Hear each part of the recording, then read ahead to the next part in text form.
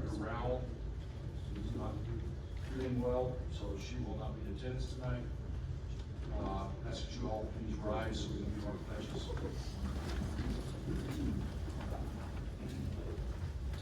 I pledge allegiance to the flag of the United States of America and to the republic for which it stands, one nation, under God, indivisible, with liberty and justice for all. Honor the Texas flag. I pledge allegiance to thee, Texas, one state under God, one and indivisible.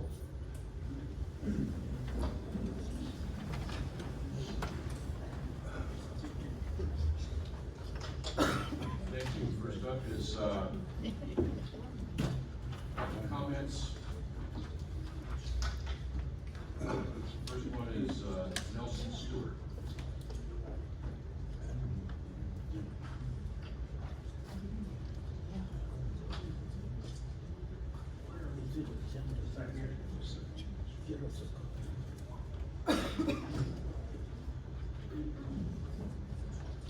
Can you hear me? All right, good. Make sure everyone can hear me. My name is Nelson Stewart. I am a 20-year resident of Cypress Wood subdivision. To start out, I'm a resident. To follow along to that, for the past 7 years, I've been a mud director in the Cypress Wood Utility District. We have had over the past 7 years many things that I've encountered which have been difficult. And most recently, on the 21st of August, we lost a director to sickness illness. And Don Kestopoulos. I don't know if you know Don. I know Don knows many people. And so I just want to let you know that Don had passed away on the 21st. And will be missed. Don worked with me on attending and taking notes and trying to translate everything we hear here back to our district. So that's a loss for us, and we will be replacing hopefully we won't be able to fill the shoes. That's one thing. The second thing is the proverbial rate change and upcoming increase in rate, and suspected increase because of the subsidence, not adhering to subsidence. There was a groundwater reduction document that was built for 143 muds. And I don't know whether all 143 muds weighed in, or you gave feedback, or exactly what happened. And I think it was probably before my time, 7 years ago, that this document was actually structured, and that the subsidence district interacted with, I guess, the regional water authorities, as well as, really got down to what it would mean in time. So here we are on the eve of not adhering to the conversion objective or goal for this year, and the predicted penalties that will suffer. Now, my mud is performing excellent. We have no problem saying we checked all the boxes. But the way I understand the subsidence rules, it won't be on a mud-by-mud basis of these 143 participants. It's going to be all or none.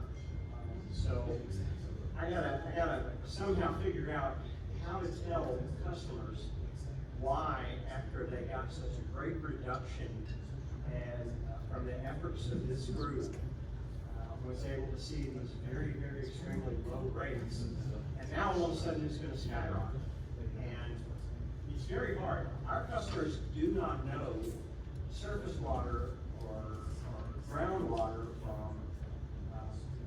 from Coca-Cola. I mean, they don't know, they don't understand, and they don't get to select. They don't have an option to pick on their ballot for whether they want surface water or whether they want groundwater. But one thing they will be able to see right now on the website is there's a gigantic price hit. It will hit the surface rate. And yes, usage is going to still be something we have to look after. But it's gonna be painful. I'm looking for help, looking for a way to get out of this so that, at least the mud directors who work very hard to try and maintain, and in some cases, upkeep some old muds like ours is. And explain it to customers in a way that they can. So, that's all I have. Thank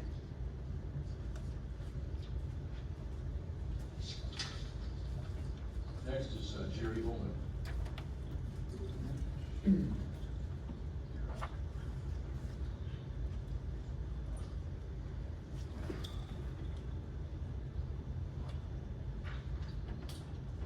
Good evening, everyone. Don't believe your lying eyes and ears. As we attend in person or listen in to the North Harris County Regional Water Authority meetings each month, we have come to understand the true meaning of hypocrisy. Some members on this board think that we don't remember what they say and how they vote on issues from meeting to meeting. Maybe the arrogance is so profound that they think they are just that much more superior than everyone else. The narcissism is deeply ingrained, as to think somehow you are smarter or the smartest person in the room and everyone else must be wrong, regardless of the subject matter. Because you are the expert regardless of the professional discipline. Give us a break and spare us the erroneous, disingenuous platitudes misrepresent the actual facts. Example, lowering the rates now will somehow not affect the need to increase the rates later to make up the difference when you have a substantial deficit. Just because I vote against the authority's distribution projects to include the approved financial support necessary to fund the projects does not mean I am trying to stop the projects. Subsidence is not a proven science. We are not sinking because of water being extracted from the aquifers at a record rate. All of these studies are wrong, and the conversion to surface water is unnecessary.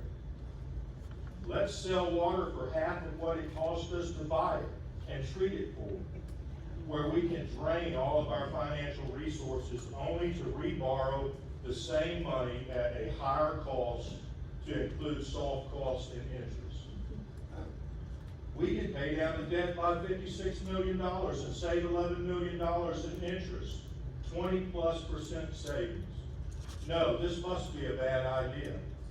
Let's keep selling the water at a loss only to reborrow the same money later.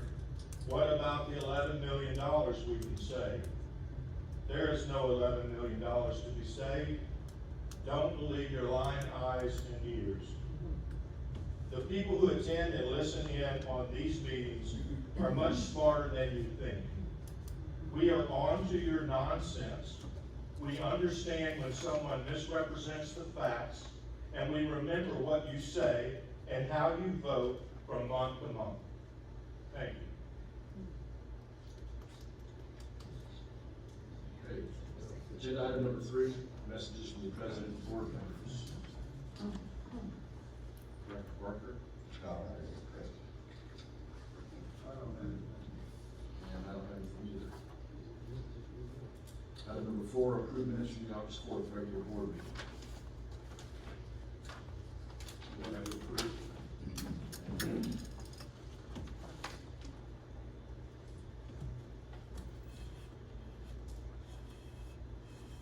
All in favor say aye.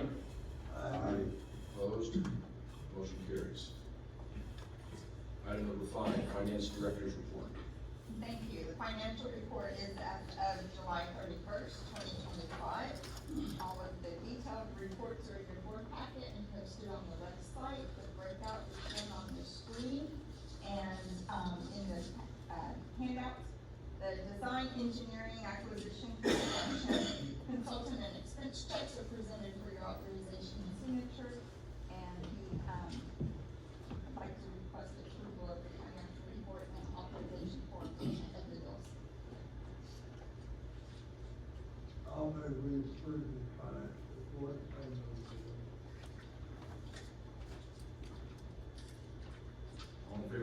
aye. Aye. Oh, sorry. No, we're in the vote, that's fine. Good. I should have asked for discussion. Sure. My apologies. Let's see, what was I again? Took me a while to find the summary sheet, Cindy, or Cindy, I'm sorry.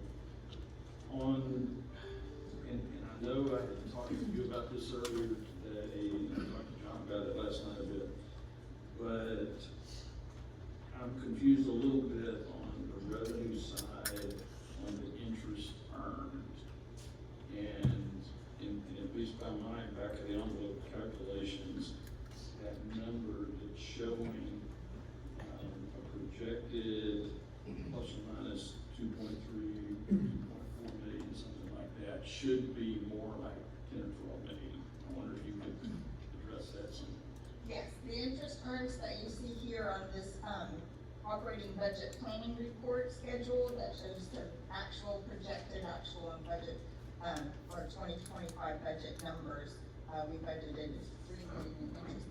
The only interest earnings on the funds that are a part of this operating budget are the funds in the operating accounts and the debt service, the interest and sinking accounts. Those are the only two funds that we put interest because they are related to this operating budget. So the improvement funds, interest earnings are not reflected here. And the debt service reserve funds, the capital project funds, all of those interest earnings are not reflected in the operating budget, these are not operating funds. And I suspected as much. Would it, I know you've got a lot to do every month, but would it be too difficult to have a page that would summarize the interest earnings from different accounts, or maybe account types at least? Yeah, no, and you do have an investment report that is a part of the board packet, and it does show the, monthly, balances and interest, deposits. Well, I'm looking at more of a higher level thing, like this sheet is, that I find real helpful. Okay. Thank you. Any further discussion? All in favor, say aye. Aye. Opposed? Motion carries. Item 6, General Manager's Report. Hi, good evening. We'll start with an update on surface water supply conversion. So for the month of August, the authority delivered an average of 40 million gallons per day of surface water to its users. So that's a little bit less than what we delivered last August. However, I would say this August, we've been a little bit more wet and not quite as hot with the 100-degree days as we were last August. So it's not surprising the water use would be a little bit lower than last year.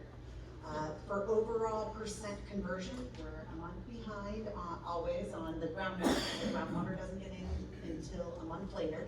So on groundwater, once we account for that for the month of July, our percent conversion for July was 35% converted. Comparing that to July of last year, we were at 30% converted, so we do have an appreciable increase from July of last year to July of this year. Yes, it is still short of our 60% goal that we will need, that we are supposed to be at by the end of this year. Look to the next screen. Yes, sir. Yeah, can you back up just a second? Yeah, looking at I guess it's June, well, August and August 24 may not be a good comparison, but, and I know this is not normalized, but do you have at least a rough number of how many more outlets or subdivisions or whatever are hooked up right now versus a year ago?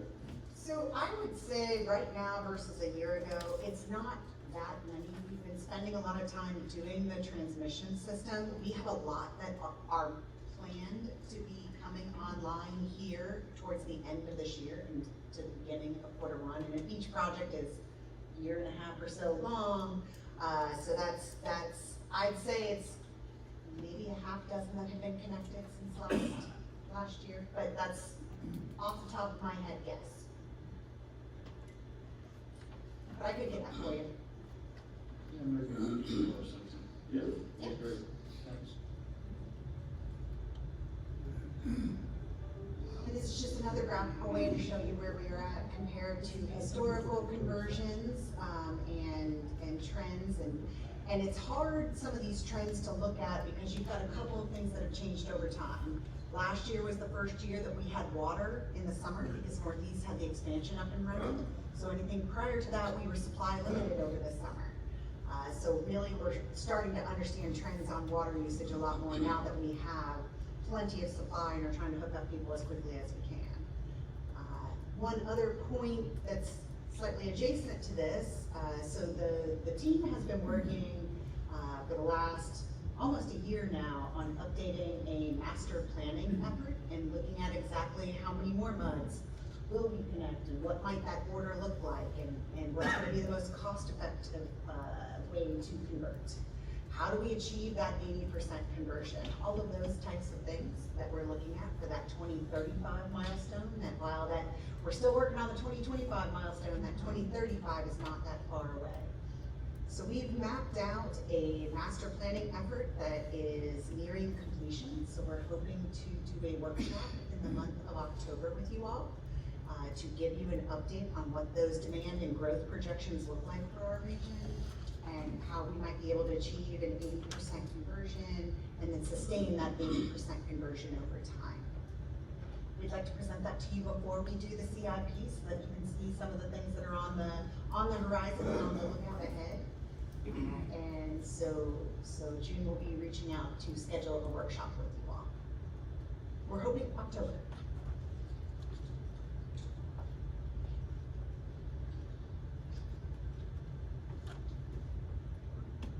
We're hoping in October, middle of October-ish. That wasn't a question.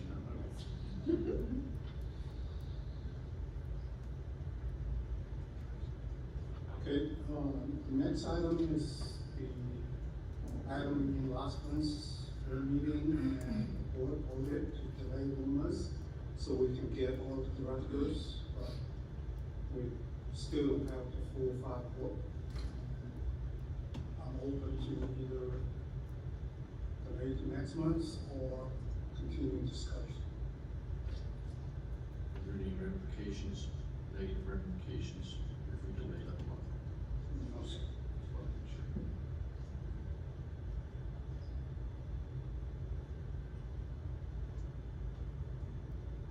Okay. Well, we could go ahead and vote. I don't know that it's going there, but I appreciate having the month that we had with the postponement.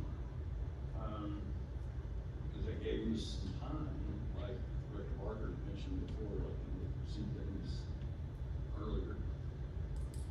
And I ran some numbers on how this all comes out. And according to the numbers I got, it's kind of a wash in that we don't really save $11 billion. And the reason for that is the 58 or 59 million, wherever it comes out to be. That money, if we don't go pay that this September, October, November, whatever time period is, that 58 billion would be earning interest. And when you actually go through the calculations, the actual interest earned by that 58 billion that we wouldn't have anymore if we pay this off, the actual interest earned is actually slightly more than 11 billion. Now it's not enough more to worry about how much more. It's a couple of million or so. But my point is it's a wash essentially on the financial side, and we lose that $58 billion cushion.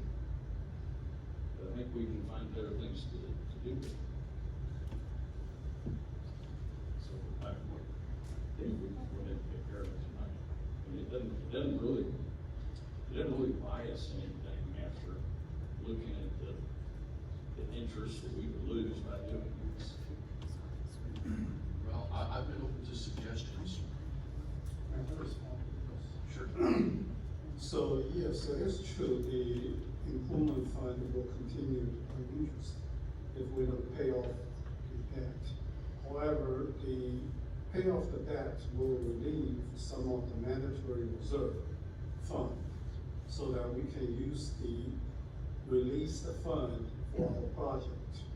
And therefore, we don't have to borrow additional money at a higher interest and with the financial service cost to borrow that additional $58 million.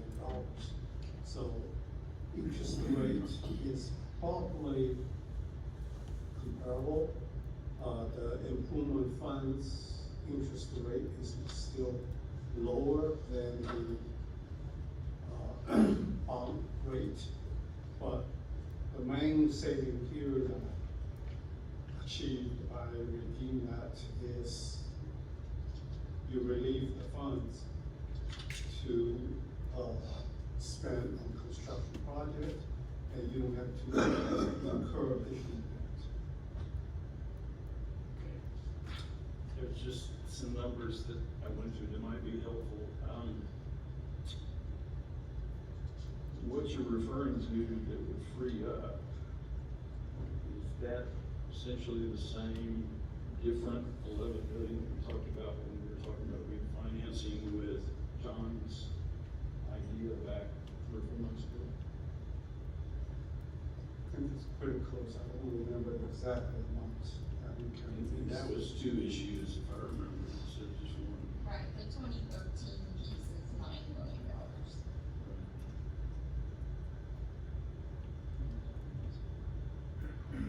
So I guess what I'm getting at is there's other ways to free up that money that John has already presented. I think everybody in this room feels relatively sure that interest rates are about to go down in a fairly large way. Again, we just don't have any benefit from taking that 58 million right now. If we were gonna do something with it, we should have done something with it last time, and knocked that 200 million down. We didn't do that, but going forward, we've got better uses for that 58 million. It just doesn't buy us anything. I thought we did try to price those. No. Well, It's the a separate interest- deal afterward. If the interest is going down, then your earning on improvement is even less compared to bond rate. So I don't understand how that I didn't towards benefit. If we refinance with lower rates per John's idea from several months ago, then that comes out way better, I believe. That seemed to be right, John? If rates go down and Well, remember, we've been looking at, the refunding now for, keep going on 2 years, okay? right. There is a refunding out there, that's a good refunding in terms of it passes all the tests. Should an issuer consider issuing it? It's also a refunding that doesn't totally change the way we do business. Every time we run the refunding numbers, it looks like it's gonna save us something like 2, maybe 3 pennies of rate order, okay? Or water rates. And if interest rates go down, those savings will be greater. The $12 million that you mentioned is probably a low number because we've got $9 million in the reserve fund for the 2013 bonds alone. And I think we've got another, maybe an amount that is approximately equal to that for the 2014 class. So the idea of the waiver, and June is right, if you pay off the 2013 bonds, you're gonna free up the requirement for those reserve funds.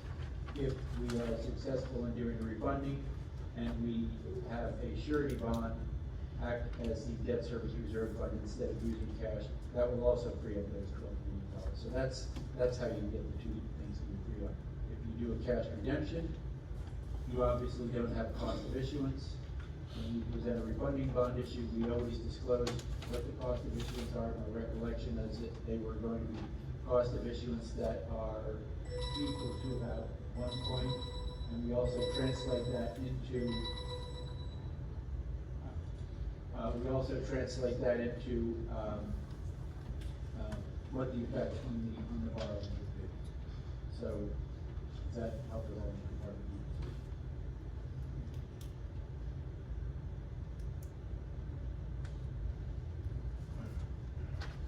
I'm kind of confused. I thought we had a couple of people that were concerned about having a $200 million surplus. That should be given back to the people, and that's why we're selling water currently for less than it costs us to reduce that amount.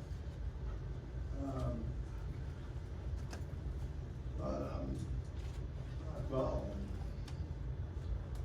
Yes, I'm of that camp. I want that reduced, but I want that reduced to the people that have paid already, that have overpaid already.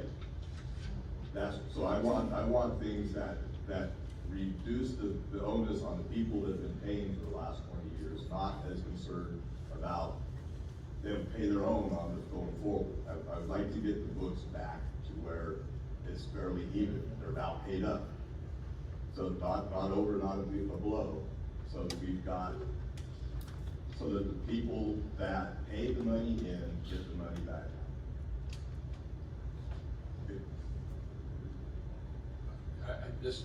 And anything we finance pushes it out 20 years, or 30 years, the people that are paying the bills will be 30 years from now.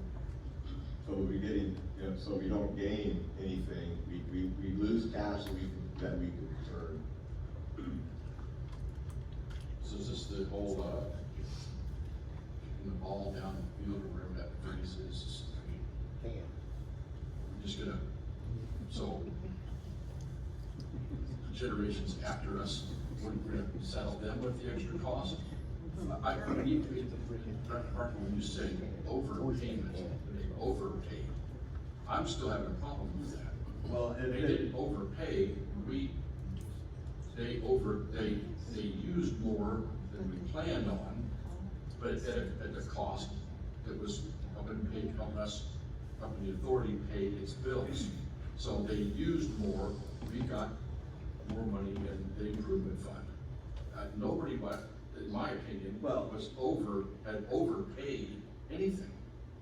they due to our concerted nature as a board, as an authority, they paid more than they needed to. That's why there's $300 million in extra fund. And that was money that was collected from someplace. That wasn't required to run the authority. So that was extra money that was given to the authority by the tax, by the water. generally speaking, we get 10% of the population each year is new. So over a 10-year period, that's 100% of new people versus, people that are here. So it's not really necessarily the people who have paid, that's maybe 50% of the people that have paid back 10 years ago into this fund. So over a 10-year period, you basically replace everyone in this authority. It sounds like we're still at odds. And just like we did last month, we postponed to this month so that 5 directors, now I didn't vote for that, but the other 4 voted to postpone this to this month because not all of us were here. I would like to recommend, I would request that we do this, postpone it again, so that Director Rowell can chime in on with her player. Director Ritz. Yeah, I would just like to point out a couple of quick things. Maybe y'all could reconsider this, and maybe the answer is we postpone it, but we don't just postpone it till next month, we postpone it till next June, after whoever takes Al's place lowers rates substantially. Because then we'll be in a much better position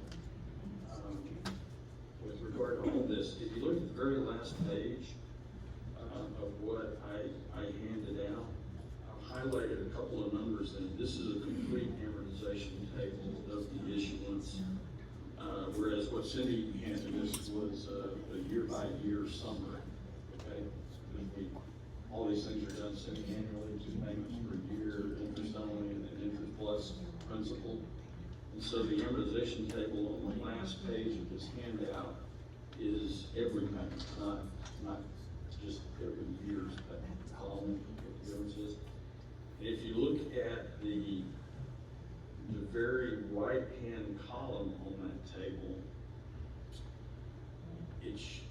I've got highlighted a number that's about as close as I could match with Cindy's number of $11,847 million, or $11,847,000. Okay, that's in remaining interest, roughly, that we would save by doing this. Okay, doesn't match perfect, but that's because of the nature of the way the equations work and everything. If you look at the very bottom of the previous column, so second to the right column, it's got cumulative interest if we held on to the 58 million. Since the 11 million is pretty much a wash, whether we do it as a refinancing or whether we do it this way, that cumulative interest earned is 12.8 million.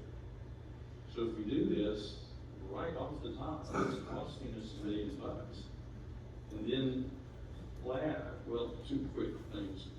So Ron's point about the turnover every 10% a year kind of thing, that number may be accurate, I'm not questioning that.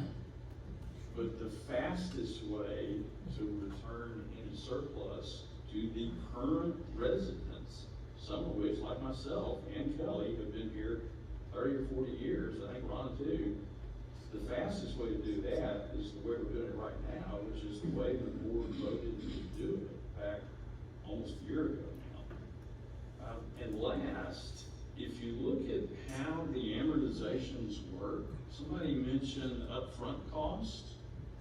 If we pay this thing off all of a sudden, Zion National will be laughing all the way into their own bank. Because what we've done is we will have paid all that high-priced interest cost, which if you look at page, which one did I put it in?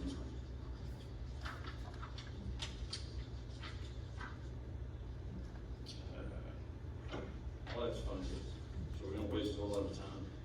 But basically, what happens is,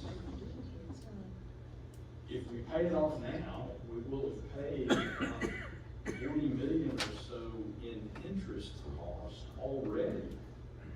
And what's left is 11 million. That means what's left, the principal that's left, that's the cheapest money in town right now. Because we've already paid the interest up front, including the origination costs. I mean, we had a payment of $3.6 million. It was interest only the very first year. Basically, all that, Zion gets to keep all of that, and we don't really give them credit for it. You follow me? Didn't follow that.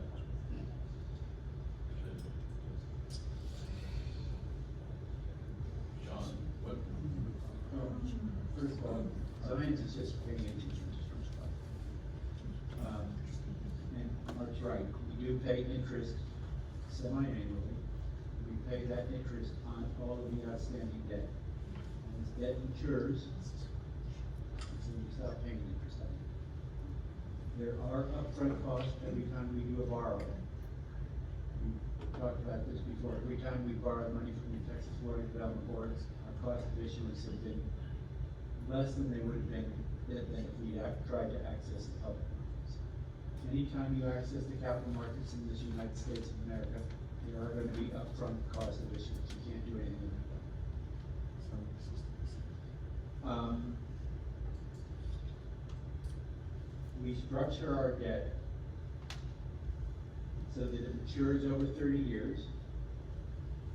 And we do that because we're financing assets that have a 30-year life. 30-year life to them. And so we're trying to make sure that the people, generally speaking, the people that are going to be benefiting from the use of those assets are going to help contribute to pay for the use of those assets in terms of the amounts that they pay for water.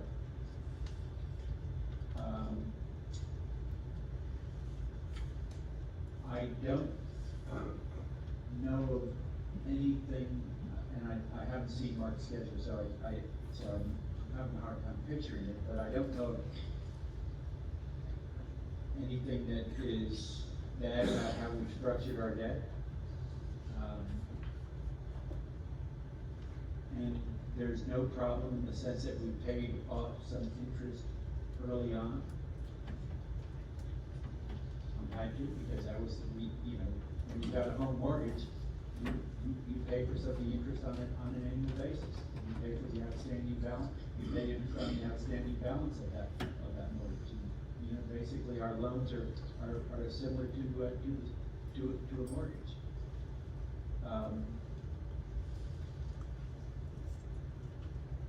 And I was listening, I promise, and I can't think of anything else that I need to comment on that.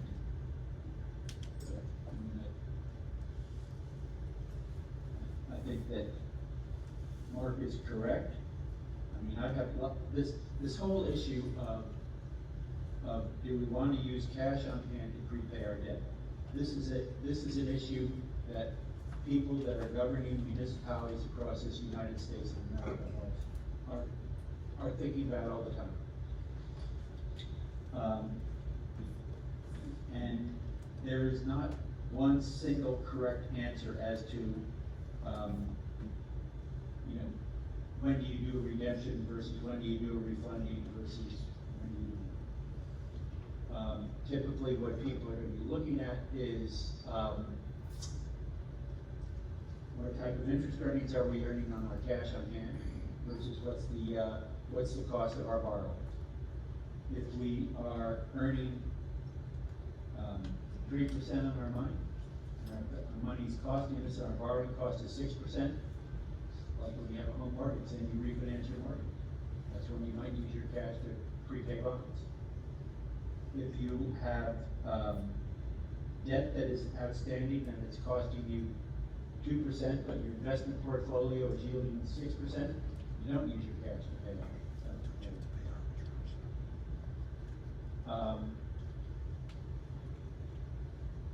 The issue of do we do a cash redemption or we do a refunding? I think that's going to be just something that you board members are going to have to wrestle with. But Mark is correct when he says that when you do a cash redemption, you do have to consider what would have been the interest earnings that you would have achieved on those monies if you hadn't used them to pay off that debt. And he's also correct when he says, or David's correct when he says, I've lots of districts, most districts that I work with don't have cash on hand that would be good to pay off all of their debt. So they'll say, okay, we've got a bond issue that's outstanding, we've got some cash on hand, should we use our cash to pay off a portion of our debt? And they always start off by saying, let's use that cash to pay off some of our 5% coupon debt that matures in 20 years. And then they start talking about it, and they talk about what David says, and they say, well, wait a second, if we do that, the principal beneficiaries of our action to pay off that debt is going to be the people that are moving into the district, not the people that are living in our district right now, who have put that cash in our coffers, but it's going to be the people that are moving into our district, X number of years from now. And so that's another consideration, which is why sometimes when people have money that can be used to pay off a portion of their debt, they decide to pay off the shorter maturity stuff instead of longer maturity stuff, because that's their way of giving the money back to the people that put the money into the district's pocket.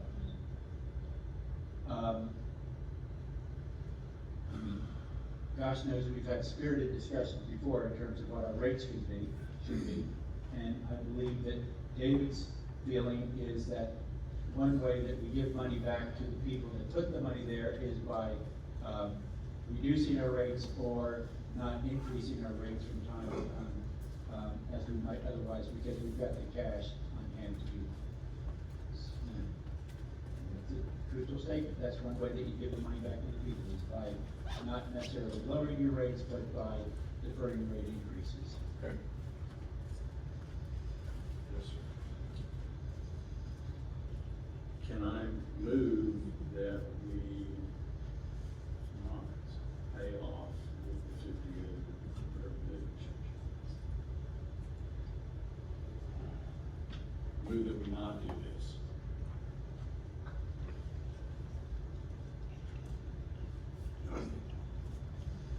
In discussion, that would not prevent us from taking it up at a future meeting, particularly after rates drop pretty substantially. I think everybody's expecting. So there's a motion on the floor. One of my points is that, you know, from that side of the table, we hear about the improvement fund and how it's getting bigger and bigger. And I'm trying to figure out a way to use some of those funds to the benefit of the authority, and paying off one of our bond issuances, or maybe even a couple early, I thought was a reasonable approach. If there's some better use for those funds, you know, I'd love to hear the suggestions.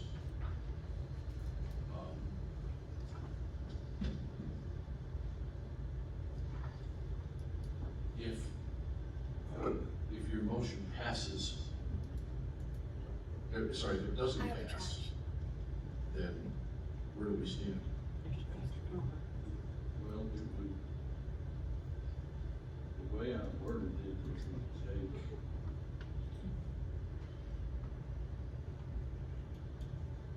well, it would be better to word it opposite the way I worded it. I would think so. And that would be a little clearer in that regard. You probably still have to have another motion. If mine passed as worded, we'd have to have another one to actually approve. So I'd be willing to change that. Not that I'm in favor of approving it, but the motion is to approve it. And if we vote it down, then in that case, again, we can take it up once interest rates drop. Or we can take it up next month. If they drop fast, yeah. Even if they Or don't. even if they don't. Right. Yes, sir. So how about if you make that motion instead of me? For what, I wanna move it to next month. Can I ask John a question? Yes, sir.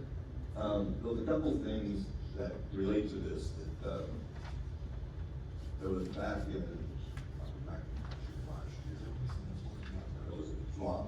I'm looking at the balance of the operations, of the constant improvements. So it took a little down in June or July of last year. It had something to do with bond repayment or something, right? Well, do you remember what that was, Cindy? No, it was for, use for, capital expenditures that did not have bond proceeds for. We had some projects on the books that we were paying back. Okay. So there were a couple of reductions in the improvement fund for capital expenditures. Okay. And then you can also see that July shows a reduction again. There was a $5 million withdrawal from the improvement fund. Operating fund, expenditures, Okay. mostly the deposits into the interest expense funds, because we were short of, operating revenue. Okay, and I noticed for the first time in 6 or 8 months, it dropped a tiny little bit this month, like $10 million. It's fine. 5 million, okay, dropped 5 million this month. So it's starting to trend in the direction that we would assume it would trend. I think it hasn't gone faster than this because we've had a really wet summer and our usage is way down. Exactly. So I guess what I would like to ask John, if we're gonna postpone this, I'd like to ask John to put your head around what does this value need to be? In your professional opinion, what does this balance need to be? And then I would vote to this proposal. Okay? I think you should also probably, that's also, you're gonna have a report from your rate analyst? Okay. I'm sorry, I was just pointed out that our speaker, our legislative consultant, has a plane to catch. So if we can interrupt the, Yeah, perfect. and then I'll come back with a motion after he's done, but we'll move on to, we're gonna skip down with no objection to, item number 8. Thank you, board members. As item 8 is a legislative update, and, as we all know, the second special session ended last Wednesday night. So we're either between the interim of the 89th and 90th session, or between the second and third special session of the 89th. I think I got that right, Eddie. But we do have Eddie Lucio here tonight, as well as NHCRWA, who are our lobbying team. And, thank you. Thank you. And good evening, everyone. My name is Eddie Lucio. I have Kate Treadway, who's with our firm. We're with Great Strong Lucio.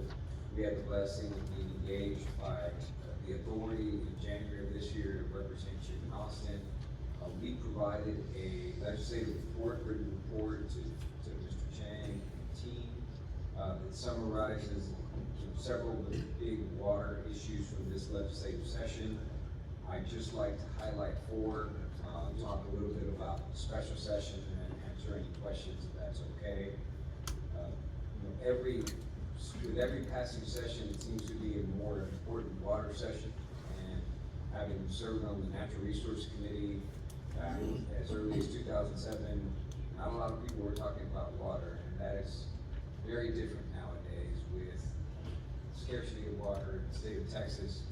We had SB 7, which was an attempt for a statewide water management plan. The original idea was to have a grid in the state of Texas to get water where it's plentiful to water to where it's scarce.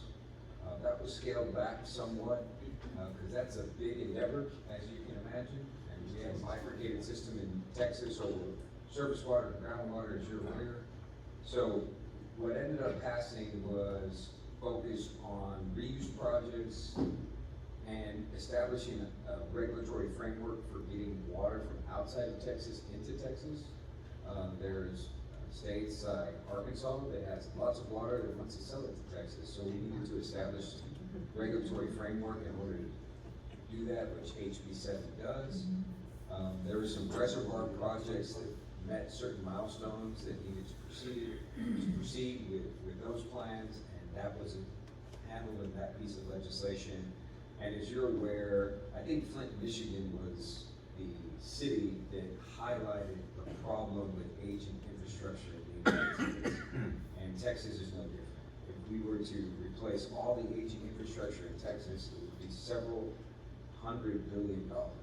So obviously, we're not gonna do that with one fair swoop. And we're gonna do that a little bit at a time, and try to tackle the most problematic. With SB 7 is a HJR, which is a constitutional amendment that will be on the ballot in November, and that is to add $1 billion to new water supply fund for the state of Texas. I would say in the last decade, you've seen major investment through the Water Development Board in the form of low interest loans in water projects in Texas. And we're still not anywhere near where we need to be, but we're slowly progressing. There was $2.5 billion added to the supplemental budget in the state of Texas. $2.5 billion 10 years ago was an astronomical number, but that is just what we put in the supplemental. So we're continuing to see investment in water infrastructure projects. We're trying to do creative things. We had a very robust conversation about finances of the district, but the state of Texas is also experiencing affordability, even in low interest loans. So we have 30-year terms typically, and a bill passed this session that will allow for 40 and even 50-year terms in some circumstances, which brings down the cost of those loans and the out-of-cash payments on a monthly basis for those loans. It helps several smaller rural communities. There was a Lake Houston dredging and management district bill that passed after several attempts. I think that bill was on course before this legislation started. And there were some concerns on how they would generate fees to maintain that district. From just the plain language of the bill, they plan on selling the dredging material to secure bonds. And whether it is achievable, I guess will yet to be seen. But there's, I think, an opportunity for dialogue between the authority and the city of Houston and this new dredging district on how that will look and how to move forward. That won't be implemented until 2026, so there's some time to engage in dialogue. This legislative special sessions really focused around flooding and with that tragedy that happened in Central Texas. Other than some issues not pertaining to water, but I would say flooding is in your purview somewhat. There was the first and second special session that passed a package of flooding legislation, but we didn't get all the way there, so there might be a third call special session to finish the work on the flooding package. If you live in Houston, you've experienced flooding. If you live in South Texas, which is where I'm from, it is flat. You've experienced flooding. And depending on where you live, how they regionalize flooding management is critical. And I think that the legislature is now weighing in as these flooding events become more extreme. So I could go on and on. There was a lot of bills discussed this legislative session. The report that your authority has is much more robust with technical issues from the Water Development Board and bonding and other things, but I'm happy to answer. Eddie, I appreciate the updates that you gave us during the session. They were very informative. We only had one bill that we were interested in getting passed, and it didn't get a hearing. And the last two sessions, it got a hearing, but it went nowhere. We were hoping that there was only one bill that we opposed, and that was the dredging bill. And it not only got a hearing, it passed. They're creative now, so nobody thinks they're going to sell their dirt for a profit. I don't think the TQ is going to approve selling that dirt to begin with, but they have legs now. That really concerns me. We were brought on in January after the legislative session had started. Right? There was change in leadership in the House, as you're aware. New Speaker, new Chair of Natural Resources, and we did our best to try to inform them of the history and importance of this authority to the state of Texas and to this region. We thought we had support from some of your delegation that represents you, and filed those bills and tried to help us. But with this new change of leadership, new Natural Resources Chair, it's going to take some time to get them up to speed and educate them. And that was something I spoke to Mr. Ramsey about, is leading up to any session, there is a substantial amount of work that needs to be done in education. You have a delegation here made up of a handful of House members, 3 senators, and we need to visit with them starting now, really, that those agenda items get crafted starting now. And those staff, for those members, turn over pretty regularly. So even if the member knows, the people that do the work are always coming in and out. It's a revolving door. My suggestion is that we invite them to the authority. We invite them to understand your challenges, what you're tasked with doing statutorily, what the cost of that is, to ratepayers. And so that when we get to session, we're not educating and advocating at the same time. We're executing a plan that those delegation members have bought into. So my advice to you is, let's not put ourselves in a situation that we're in this session where we're getting in for the first time to see them in February, which is when we were activated, and spending time with them now. so that they understand our challenges. Yes, sir. So, as part of what you just described, would it be appropriate for some of us in Bishop's, couldn't be more than 2 of us at a time, to actually come with you and talk to some of these groups in the, in the interim, and have bills that are substantially crafted to meet all of their concerns and all that before the filing season even starts, have it ready to go? I want to thank Chairman Oliverson. He was accessible, met with us quite a bit during session, his staff, and talk about turnover. The gentleman that worked for him that knew this issue has now moved on. So there'll be another person in his seat already. But yeah, I think as they are now home and hopefully recover from 10 months worth of work, or 9 months worth of work, it'd be good for us to start meeting them. I would start probably with Tom's office, and grow from there. Senator Alvarado's, Senator Bencourt, Senator Cook, I know they want to meet with constituents. You are the largest, and not one of the largest borrowers of water development funds in the state of Texas. You are a major stakeholder in Mr. Water. Just educating them so that they're fully aware of your issue, well, including the speaker's office. I think the speaker will be back. Did what he needed to do. I think he worked hard to support the reelection. It has a new team that are assigned to water issues. It'd be good to get it this evening, as well as the lieutenant governor.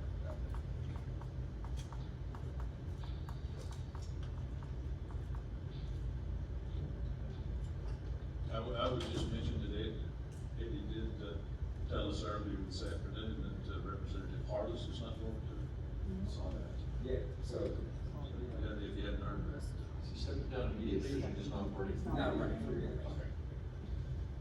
So we talked about changes or something there. Okay. And, I'm happy to come back and workshop things with you. Appreciate the time. Maybe we can set something up with a few numbers here in the next few weeks. That works for you. Thank you. And please excuse me, I'm gonna walk out, I have to catch up flights. I have daddy duty anyway. Thank you so much for your time. All right, Thank you. Appreciate you. Okay, we're back to 6B. Sir? Well, you can make a motion.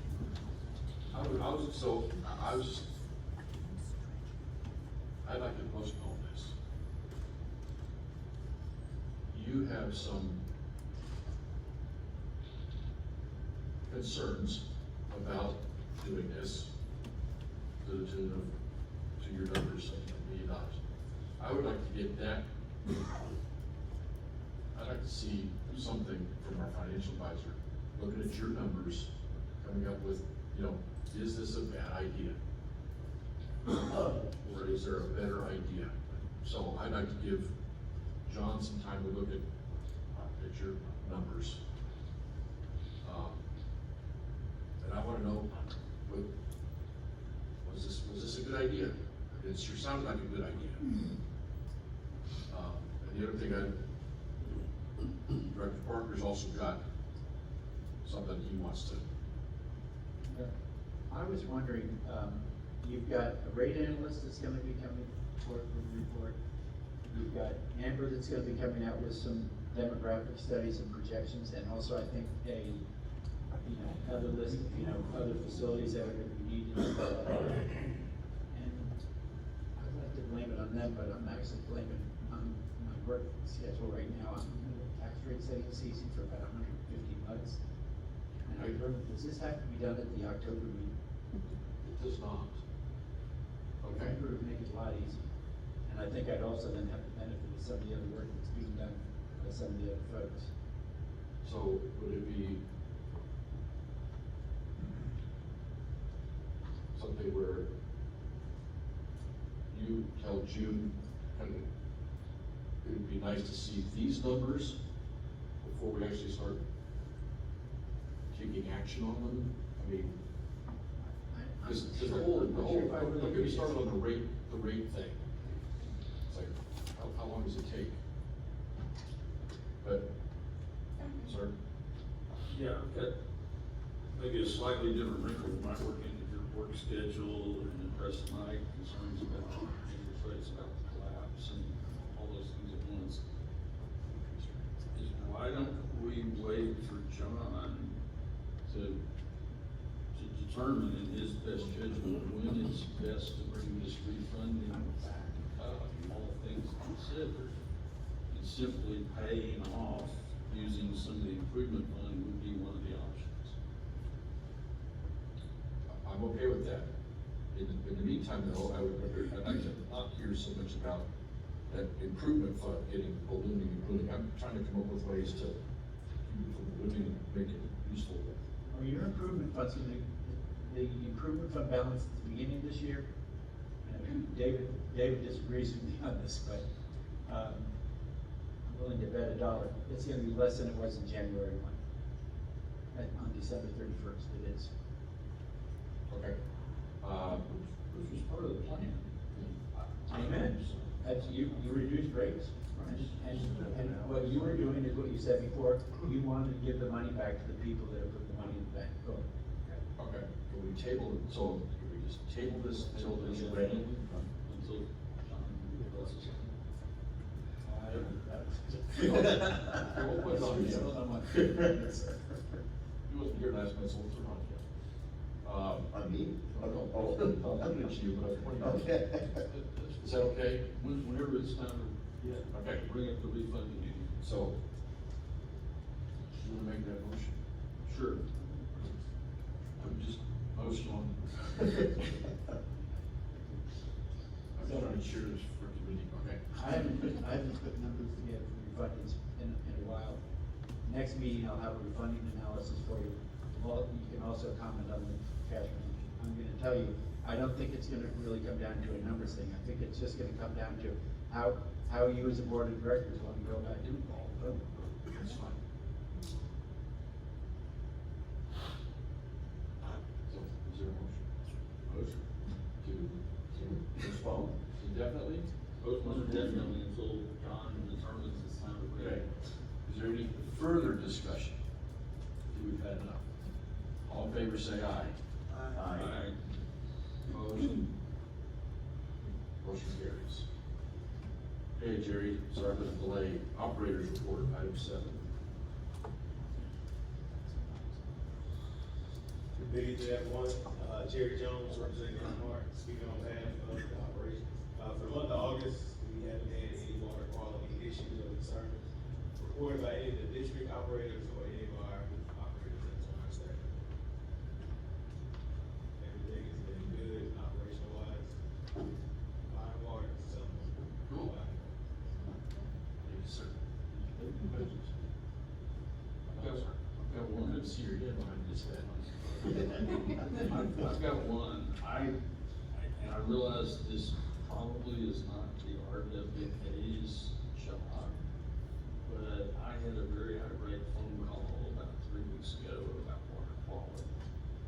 And they happened in the course of the phone call to mention that Infomark was also running their mud district. Did you not hear about that? Is there any possibility that could be something to do with our pipes? I haven't heard any word of that call. Check Brian hasn't heard anything. That's news to me. But, I mean, as far as issues concerned on my end, everything is good. I mean, but you get those calls, depending on the district. I mean, it could be due to flushing. Recently, it could be many things that can cause those issues, but we are on it. Okay, so y'all don't directly talk to the mud Infomark people? No, unless they come to us with any issues or concerns, report it to us, then. Okay. Thanks, sir. Item number 9. Hey, update on the expansion project. We have phase 1 and phase 2A, which is ABM, DB, and ABM, which is 160 MTD, both the planes are operating, and they have been pumping 77 MTD on the average the last month or so. So the second phase, which is phase 2B, and the milestone, which is additional 160 MTD, we will schedule to start the acceptance testing by end of September. So the existing plant is still down, but we have planned to be back in service October 2025.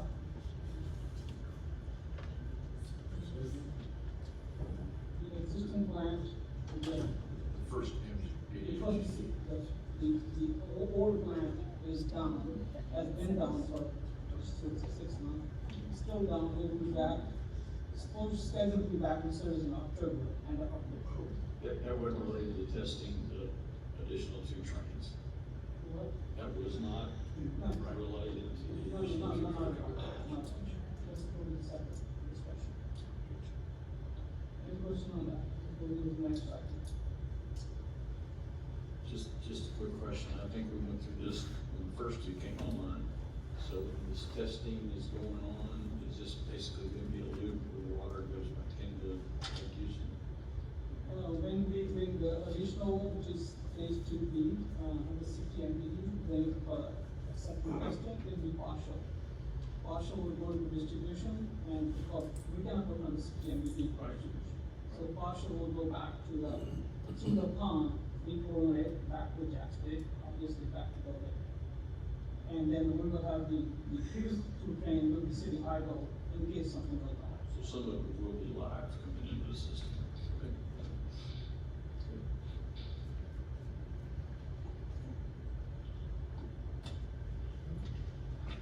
Okay, this is the approval of change order of project 24C. This is the construction of the 2.9 regional pump station, also known as Randall's Regional Pump Station. There was summary sheet included in this board package. The construction contract was awarded to 5 companies in the amount of $102,250,000. This project is complete and final completion has been achieved. I don't know, have you had a chance to read this summary sheet, but it was kind of very detailed, described in paragraph 2nd and 3rd in the sheet. The contract amount of $102,151,000 was for the construction of the project. Also included an allowance for center point in the amount of $255 to bring the power to the site. This allowance was established based on the center point original plan for routing the power to the site. So during the construction, center point determined that they need to route permanent power via different route to the site. And the total cost of the rerouting of the different route was $1.475 million. When the budget was originally, for the original plan was $255. So this unforeseen additional cost exceeded the center point allowance budget by $1.2 million. Basically, 1.475 minus 2.8, $1.3 million. So 5 companies, which were the contractor, they were able to deliver the rest of the project with the $1 million under the budget. But it required an increase of $225,346 to the original contract amount to close that project. It may be too much math, I can do that. So what was the reasoning? What was wrong with the original plan? The original plan was taking the power from the north side of the plant, going on the power pole, then go to the bottom of the retention pond. Then when center point reviewed the construction time came, they said we cannot do that, so they have a power drop. They went to underground back tank and run the power to the site. They just drop the switch off. So what changed that all of a sudden they say, oh, we can't do that? That's the second one, they couldn't bring the power, the way, I think they were, originally, they were the personal chains who were originally on the central line. When the time came, construction, they were the gas line, they didn't want to cross the gas line, they were not aware of the gas line. They could not go on the north side of the property, so they came on the south side. Sorry, was it their gas line that they weren't aware of, or was it somebody Yeah. else's?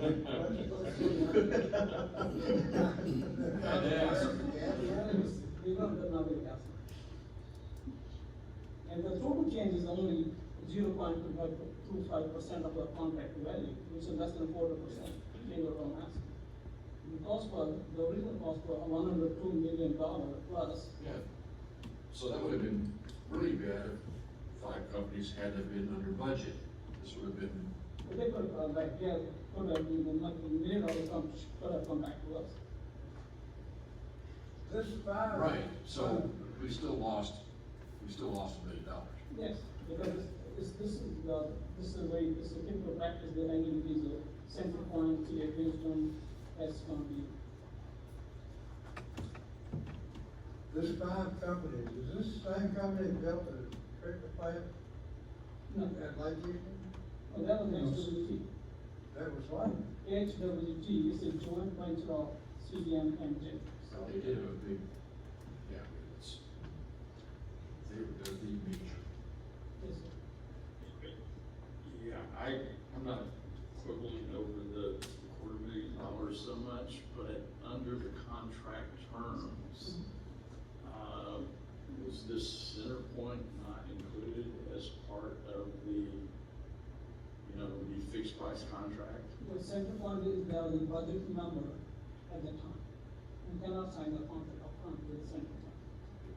There is a budget number at the allowance side. So that was not included in, It was only $250K, like I said earlier, it was $250,000 was part of the contract number, that ended up coming $1.475 million. yeah, I understand, but I guess back to Kelly's question is, we're still at $1 million, actually $1.2 million. And Well, if we vote to change the, if we vote for the change order, we're out of $1.2 million, yeah. I mean, so is this just in terms of the contract? Could 5 companies, I mean, what if CenterPoint had come back and said, this is $10 million? Let's keep in mind, this is a reimbursement to a center point. Basically, it's a reimbursement, what are the costs, $5 million, nothing to be done. It's just reimbursement to the I 5 million. understand, but who did the estimate initially and who was responsible? Estimate is still estimate, because center point saying, hey, this is my estimate, this is my cost. You want the service, that's your place. And we have choice, if we stop the project, we're in the middle of the construction, or we have to live it. 4 or 5 companies each, Second, or 5 companies each, that's what I'm so getting five at. company did not bid center point cost. Like I said, it's a reimbursement. Okay, that's what I was asking. It's a reimbursement. So CenterPoint Yeah. said, we think it's only 250,000. And if we're off, we're off, and you pay. So just to clarify, even though it took a minute or two, so 5 companies did not include the center point cost as their bid. It was in the budgeted number based on center point numbers, but it wasn't That is part of true. their fixed price. That is true. Okay. That's a good question. Okay, so what do you ask? That's asked by the motion. Approve a change order to increase total. Approve a change order to increase the total contract amount by $225,346.40 to the total amount $1,237, basically $102,376,346.40. Authorize final acceptance of the work and approve the final contract payment of the remainder contract amount pending legal review acceptance of the. Yes, sir. Yeah, I'll make that motion. Oh, we already did, okay. But I do have a question. and this goes back about 3 or 4 months ago, we were still cleaning up loose ends at the pump station. Has that all been taken care of? Final commission has been achieved. Okay. Good. So, Good. Now it's time for discussion, I'll start. So now we actually have a use for some of that money in that improvement fund.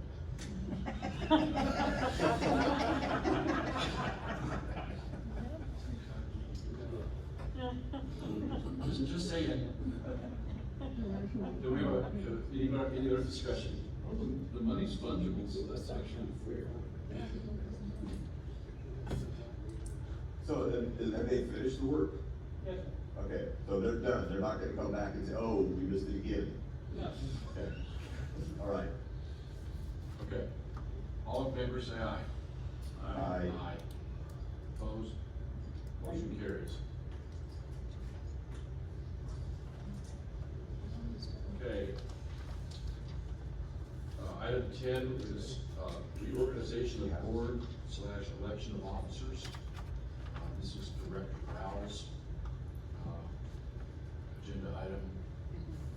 I'd like to request a motion that we postpone this until she's ready to discuss her agenda item.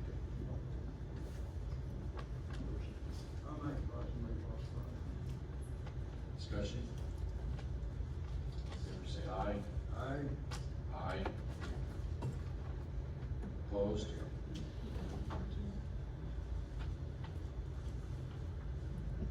Okay, I hear 2 ayes and 1 no. Yeah, I said aye. Oh, I'm sorry, I didn't hear that. Okay, so.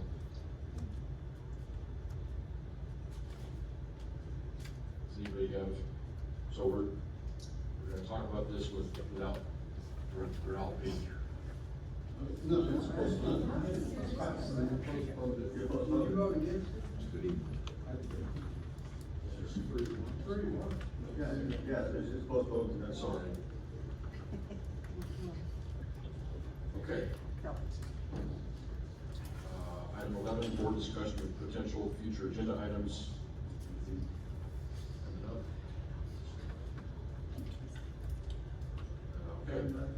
Item 12, next regular board meeting will be Monday, October 6th. Seeing no other business,